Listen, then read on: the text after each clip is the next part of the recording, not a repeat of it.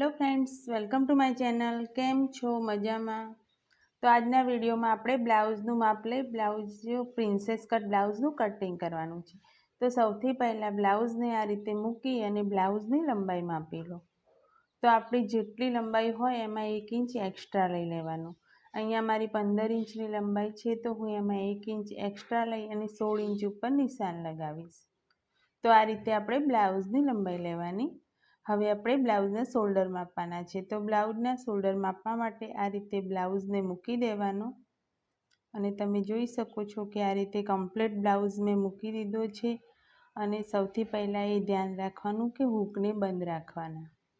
Hook બંધ રાખી આ રીતે બ્લાઉઝ મૂકી ખભાની આ બાજુથી આ બાજુ જે સિલાઈ કરેલી છે ત્યાં સુધી આપણે કમ્પ્લીટ શોલ્ડરનું માપ લેવાનું। તો કેટલું માપ હોય એનું અડધું કરી દેવાનું આપણે। तो मारू अहींया 12 इंचनुं आवे छे तो एनुं अर्धुं करी अने 6 इंच उपर हूँ निशान लगावीश। तो आ रीते आपणे ब्लाउजना शोल्डर लई लेवाना। हवे आपणे जेटली ब्लाउजना शोल्डर लीधा छे एटलुं ज अत्यारे आर्महोलनी लंबाई लई लईए, पछी थोडुं वधघट आपणे जोई लईशुं। तो आ रीते आपणे शोल्डर अने आर्महोल लाइन मापी लीधी छे। હવે આપણે બ્લાઉઝની સાતી પહોળાઈ માપવાની છે। તો બ્લાઉઝની સાતી પહોળાઈ માપવા માટે બ્લાઉઝને આ રીતે મૂકી આ જે સિલાઈ લગાવેલી છે ત્યાંથી લઈ આ બાજુ સુધી સામાનને ખેંચી અને સાતી પહોળાઈનું માપ લઈ લેવાનું। તો જેટલું આવે એનું અડધું કરી દેવાનું। મારું અહીંયા આવે છે 18.5 ઇંચ। તો આ રીતે 18.5નું અડધું કરી હું 9.25 ઇંચ ઉપર નિશાન લગાવીશ। તો આ થઈ ગઈ આપણી સાતી પહોળાઈ। અહીંયા બ્લાઉઝ ઉપરથી માપ લીધું છે એટલે કોઈ પણ લૂઝિંગ છોડવાની જરૂર નથી। હવે 2 इंच सिलाई मार्जिन। तो आटलू कर्या बाद हवे आपणे आ रीते सीधी लाइन दोरी दईशुं। तो आ थई गई आपणी साती पहोळाई। हवे आपणे कमरनुं माप लेवानुं छे। तो कमरनुं माप लेवा माटे फरीथी पाछो ब्लाउजने आ रीते मूकी देवानुं अने जे रीते सातीनुं माप्युं ए ज रीते आपणे कमरनुं मापी लेवानुं। जेटली कमर होय एनुं कम्प्लीट लई अने एनुं अर्धुं करी देवानुं। तो अहींया मारुं कमरनुं माप आवे छे 16.5 इंच। तो 16.5 इंचनुं अर्धुं करी अने 8.25 उपर हूँ निशान लगावीश। तो आ रीते आपणे कमरनुं माप लेवानुं छे। तो कम्प्लीट कमरनुं माप लई लीधा पछी अहींया 1 इंच एक्स्ट्रा लेवानुं अने 2 इंच सिलाई मार्जिन।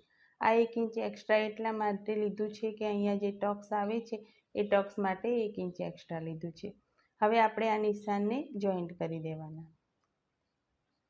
आटलू कर्या बाद हवे आपणे आर्महोलनुं निशान लगाववानुं छे। आर्महोल माटे અહીંથી આ ખૂણા ઉપરથી 1 इंच ઉપરની સાઈડ એક્સ્ટ્રા લઈ લેવાનું અને અહીંથી સિલાઈ માર્જિન જેટલું છોડી અને પટ્ટીને મૂકી આ રીતે પટ્ટીને વાળી અને વચ્ચોવચ્ચ નિશાન લગાવી દેવાનું અને આ રીતે આર્મહોલ રાઉન્ડ આપી દેવાનો। તો આપણો આર્મહોલ રાઉન્ડ થઈ ગયો। હવે આપણે ચેક કરી લઈએ કે આર્મહોલ કેટલો છે અને થોડું સામાન્ય ઓછું વધારે હોય તો કરી લેવાનું।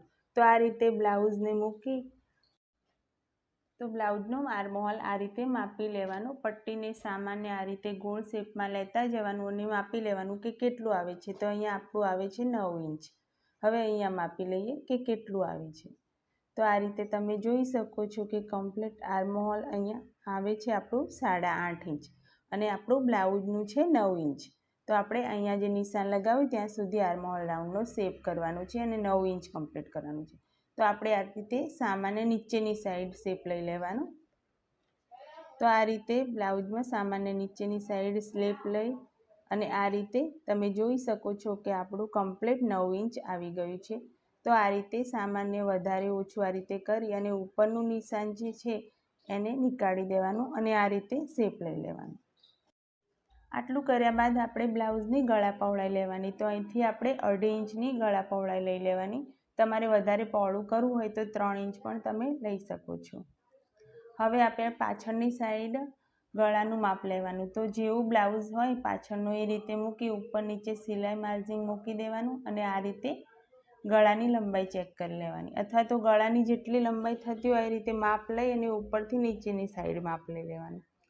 આ રીતે ચોરસ બોક્સ બનાવી અને તમારે જે ગળાનો શેપ આપવો હોય એ આપી દેવાનો। તો અહીંયા મેં મટકા આકારનો શેપ આપી દીધો છે। તો આ રીતે આપણે ગળાને માપ લઈ અને ગળું દોરી દેવાનું। હવે આપણે આ જેવું છે એવું જ કટિંગ કરી દેવાનું। તો આ રીતે જે રીતનું બ્લાઉઝનો ફર્મો આપણે તૈયાર કર્યો છે એ જ રીતે આપણે કટિંગ કરી દેવાનું છે. તો આપણો પાછળનો ફરમો તૈયાર થઈ ગયો. હવે આપણે ટક્સ માટે અહીંથી 4 ઇંચનું નિશાન લઈ લેવાનું અને લંબાઈ પણ 4 ઇંચ લઈ આ રીતનું ટક્સ તૈયાર કરી દેવાનું. એ જ રીતે પાછળની સાઈડ આ રીતે પોઈન્ટ ઉપર નિશાન લગાવી અને ટક્સની લંબાઈ અને પહોળાઈ માપી આ રીતે ટક્સ તૈયાર કરી દેવાનું.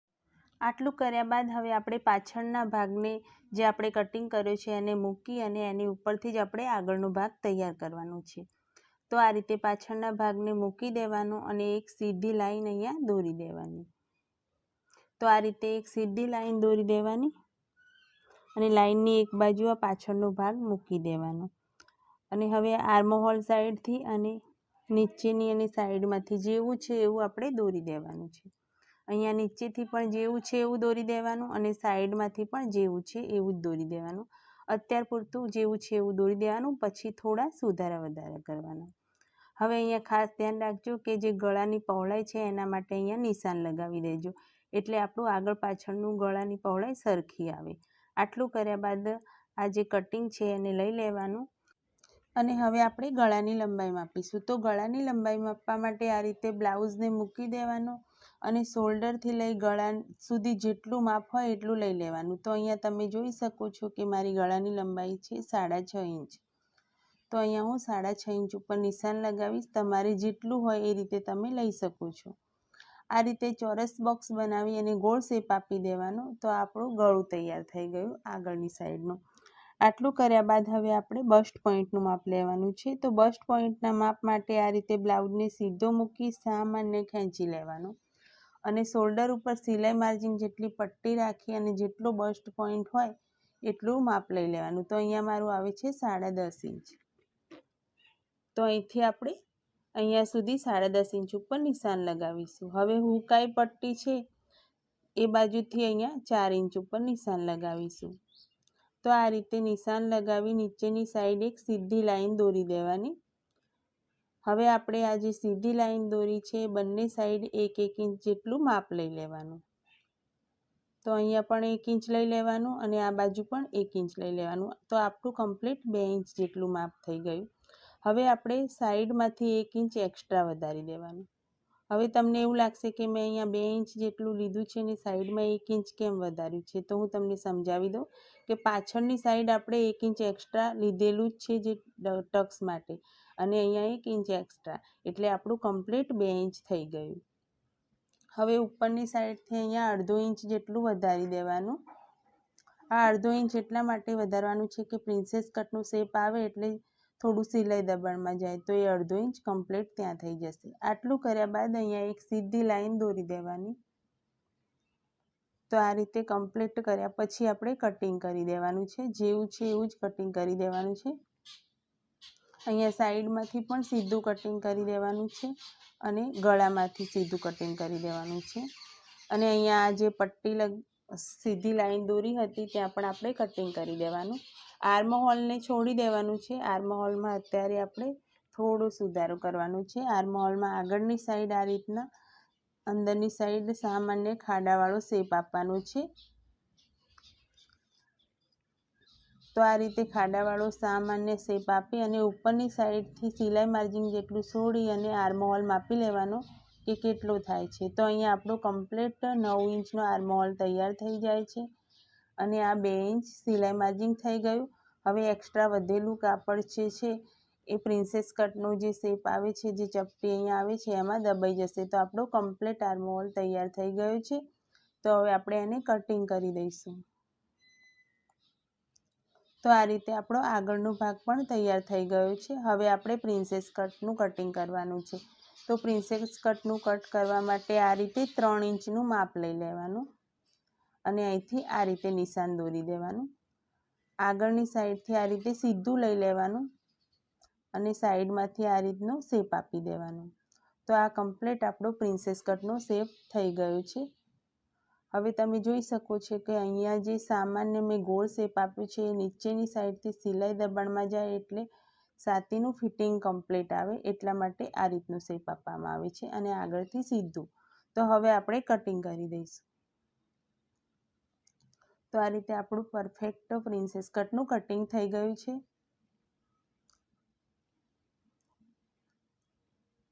તો આપણો આગળનો ભાગ પણ કમ્પ્લીટ તૈયાર થઈ ગયો છે.